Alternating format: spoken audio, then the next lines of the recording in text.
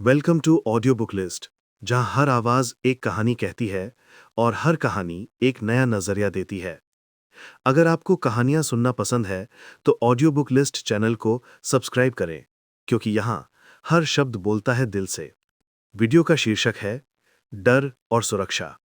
इस वीडियो में हम अवचेतन की एक सबसे गहरी भूमिका में उतरेंगे, आत्मसंरक्षण। अवचेतन एक मौन प्रहरी की तरह काम करता है, हमेशा आपको सुरक्षित रखने का प्रयास करता है, भले ही इसके लिए यह आपको डर और पुराने पैटर्नों में बांध कर रखे। अक्सर जो आत्म नुकसान जैसा लगता है, वो वास्तव में दर्द, अस्वीकृति या असफलता से बचने की अवचेतन कोशिश होती है।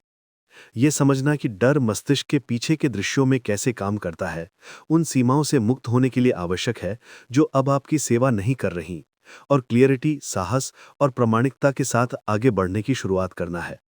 अवचेतन का मुख्य कार्य आपकी सुरक्षा सुनिश्चित करना है, और इसके लिए ये पिछले अनुभवों के आधार पर आत्म संरक्षण की प्रणालियां विकसित करता है। जब आप कुछ दर्दनाक, शर्मनाक या आघातकारी अनुभव करते हैं, तो आपका मस्तिष्क उस घटना को एक खतरे के रूप में दर्ज करता है और ये सुनिश्चित करने के तरीके बनाता है कि कुछ ऐसा फिर से ना हो। ये अवरोधों, असुरक्षाओं, टालमटोल या यहाँ तक कि कुछ असंगत लगने वाले व्यवहारों के रूप में प्रकट हो सकता है, लेकिन ये सभी किसी न किसी स्तर पर आपको फिर से उस दर्द को महसूस करने से बचाने की कोशिश कर रहे होते हैं। समस्या यह है कि समय के साथ ये सुरक्षा तंत्र उपयोगी होना बंद हो जाते हैं और आपके विकास और स्वतंत्रता को सीमित करने लगते हैं। आपके द्वारा रोजमर्रा के किए जाने वाले कई फैसलों पर इस अवचेतन प्रोग्रामिंग का असर होता है।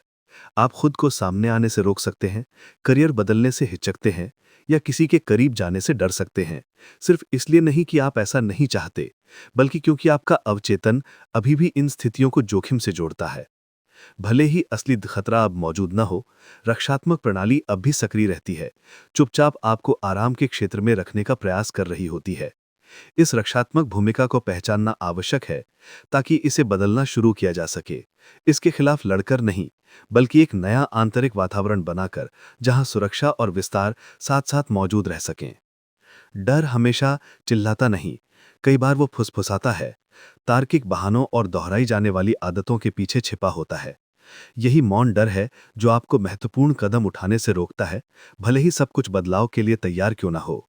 ये परिपूर्णता की लालसा, लगातार संदेह, मान्यता की आवश्यकता या यहाँ तक कि आलस्य के रूप में सामने आता है। आप अपने आप से कहते हैं कि अभी सही समय नहीं है या आपको और तैयारी करनी है, लेकिन असल में ये अवचेतन डर ही है जो आपको असफलता, अस्वीकृति या दर्द की संभावना से बचाने की कोशिश कर रहा होता है। सबसे खतरनाक बात यह है कि ये डर छिपा होने के कारण आपको लगता है कि यह आपके व्यक्तित्व का हिस्सा है, ना कि आपके अनुभवों का प्रतिबिंब। समय के साथ ये मौन डर एक अदृश्य जेल बना देता है। आप वही दिन जीते रहते हैं, वही फैसले लेते रहते हैं, वही असहजता महसूस करते रहते हैं, लेकिन ये नहीं समझ पाते कि ऐसा क्यों हो रहा है। ऐसा लगता है जैसे हर बार जब आप आगे बढ़ने की कोशिश करते हैं, कोई चीज़ आपको पीछे खींच रही है, और वो चीज़ अक्सर गहरे बैठे विश्वास होते हैं जो परिवर्तन को खतरे से जोड़ते हैं। जब आप इन पैटर्नों की पहचान करना शुरू करते हैं और जो पहले अवचेतन था उस पर रोशनी डालते हैं, तो आप आखिरकार अपनी जिंदगी की बागडोर वापस ले सकते हैं। डर को गायब होने की जरूरत नहीं है, बस उसे नियंत्रण में रहने की जरूरत नहीं है। इस वीडियो में हमने समझा कि अवचेतन एक मौन रक्षक के रूप में काम करता है, जो आपको सुरक्षित रखने के लिए डर का उपयोग करता है, भले ही इसका मतलब आपके विकास और निर्णयों को सीमित करना हो।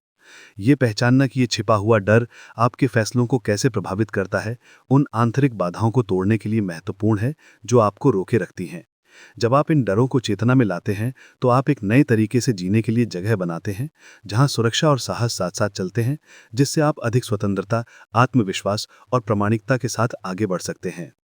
अगर आपको ये वीडियो पसंद आई हो तो लाइक करें, शेयर करें और ऑडियो बुक लिस्ट को सब्सक्राइब करना ना भूलें।